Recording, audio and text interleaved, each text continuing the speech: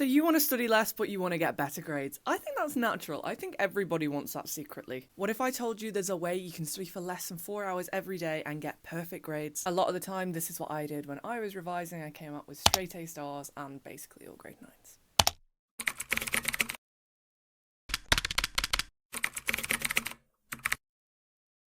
Welcome back to another episode of the Sustainable Study Secrets series. I give you my top study tips and tricks so that you can reach your full potential. Today I want to be talking about study time and why you can be doing more work in less time. Using that rule, study smarter, not harder. The top students are not studying all day. As a matter of fact, they have a social life and they seem to appear to have loads of hobbies and be good at different things. How are they able to do this? They are using this concept. The reason I say 4 hours a day is because this is Newport's deep focus rule. Newport basically says that if you are in deep focused work for 4 hours, your productivity will diminish. What is the point? Just do 4 hours every day, surely. Now, 4 hours being a realistic and aspirational goal is somewhat arbitrary because study times mean different things to different students. If you study 4 hours, you might be burnt out. You might have done way too much work for that day. For you, it might not be enough work. It depends where you are in your subjects. It depends what your goals are, and it depends how comfortable you are. Take this with a pinch of salt. The reason that these students are getting more done in less time is because they are actively learning, not passively. And don't click off this video just yet. Essentially, the idea that you are actively learning is that you're actively engaging with the content, and you see the term active recall thrown here, there and everywhere. What does it mean? It means to actually retrieve information from your own mind. Okay, whatever.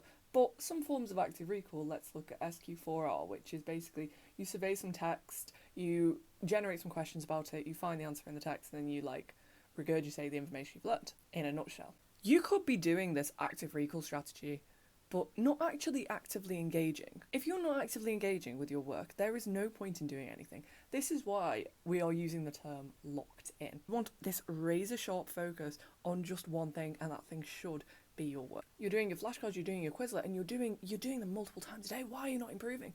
It's because you're reading the question, not thinking about the answer, and just passively turning it over and reading it. But still, surely just using active study strategies isn't enough, and you're absolutely right.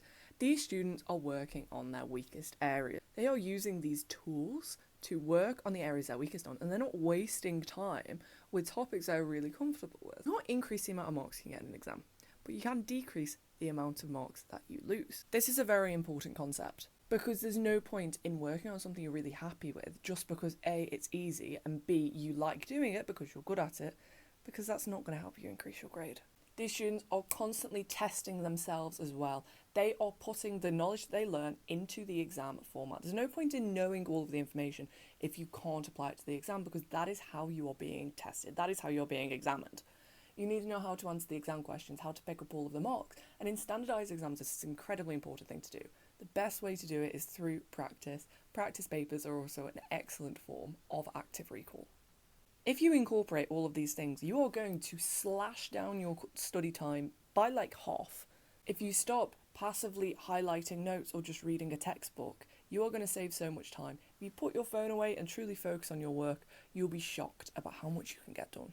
I hope this video was helpful. If you did find it helpful, be sure to like and subscribe, and I will see you in the next episode of my Sustainable Study Secrets. Okay, bye guys!